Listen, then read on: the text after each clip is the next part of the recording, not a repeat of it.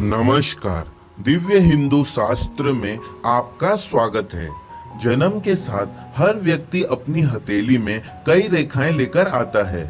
हस्त रेखा के जानकार कहते हैं कि यह ब्रह्मा का लेख होता है, जिसमें व्यक्ति की सांसें या वह कितने दिन तक जीवित रहेगा यह जानकारी लिखी होती है। हस्त रेखा पढ़ने वाले इन्हीं रेखाओं को देखकर व्यक्ति की भविष्यवाणी करते हैं। अगर आप भी अपनी हथेली में मौजूद रेखाओं को गौर से देखेंगे तो पाएंगे कि यह समय समय पर बदलती रहती हैं। लेकिन जब हथेली पर मौजूद रेखाएं अस्पष्ट और इतनी हल्की हो जाती हैं कि वह धुंधली दिखने लगती हैं, तो इसका अर्थ शास्त्रों में क्या बताया गया है आज हम आपको बताने जा रहे हैं। मनुष्य का जन्म 9 महीने तक माता के गर्भ में रहने के बाद होता है। ठीक इसी तरह मृत्यु आने से पहले भी इंसान को कुछ संदेश मिलते हैं। बहुत कम लोग होते हैं जो इन संकेतों को समझ पाते हैं। बाकी लोग इस पर ध्यान नहीं देते और मृत्यु एकदम करीब आ जाती है और उनको पता भी नहीं चलता, जिसकी वजह से उनके कई काम अधूरे रह जाते हैं। ऐसी स्थिति में अंतिम क्षण में मन भटकने लगता है और मृत्यु के समय कष्ट की अनुभूति होती है।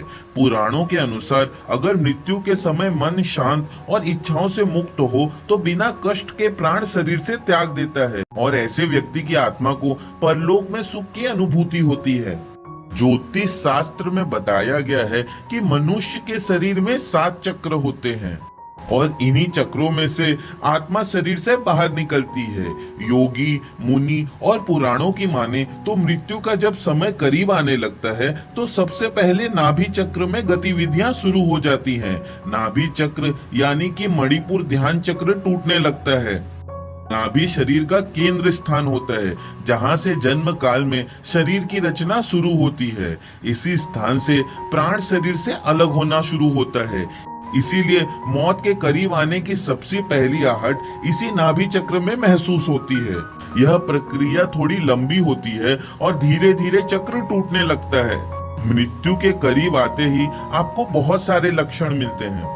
जिस तरह घर में नए सदस्य आने की खबर मिलने पर मनुष्य उत्साहित रहते हैं और उनके स्वागत की तैयारी करते हैं, कुछ इसी तरह जब कोई व्यक्ति संसार को छोड़कर परलोक की यात्रा पर जाने वाला होता है तो परलोक में गए उनके पूर्वज और आत्माएं उत्साहित रहती हैं और अपनी दुनिया में सदस्य के आने का स्वागत करते हैं।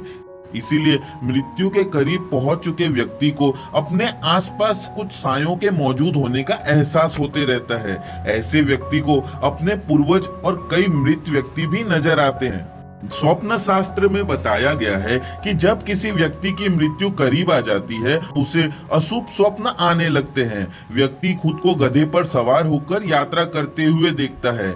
सपने में मृत व्यक्ति और पूर्वज दिखाई देते हैं। व्यक्ति खुद को बिना सर के सपने में देखता है और यह भी माना जाता है जब व्यक्ति की मृत्यु नजदीक होती है तो उसे अपनी परछाई नहीं दिखाई देती। उसकी आंखें एकदम कमजोर हो जाती हैं और उसे अपनी परछाई देखने की ताकत भी नहीं रह जाती।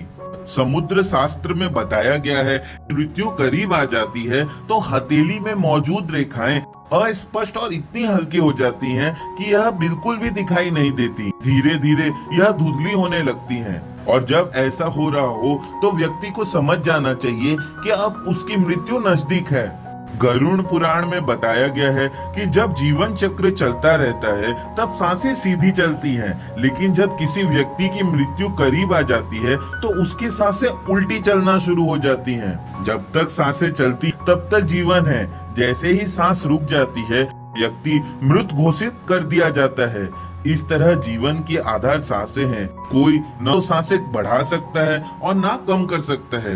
कोशिश करने के बावजूद कुछ देर तक आप सांसें रोक सकते हैं, लेकिन सांसों पर जीव का आधार नहीं चलता। गरुड़ पुराण में यह भी बताया गया कि जब बिल्कुल मृत्यु करीब आ जाती है तो व्यक्ति को अपने करीब बैठा इंसान भी नजर नहीं आता। ऐसे समय व्यक्ति को यम के दूत नजर आने लगते हैं और व्यक्ति उन्हें देखकर डरने लगता है। अगर किसी भी व्यक्ति को इस तरह के संकेत मिलते हैं तो उसे सजग हो जाना चाहिए और उसे समझ जाना चाहिए कि अब उसके शरीर त्यागने का समय निकट आ चुका है। अगर यह वीडियो आपको पसंद आया हो तो इसे लाइक एंड शेयर कर दें और इस चैनल को सब्सक्राइब कर दें। इस प्रकार की वीडियो प्राप्त होती रहेगी। धन्यवाद।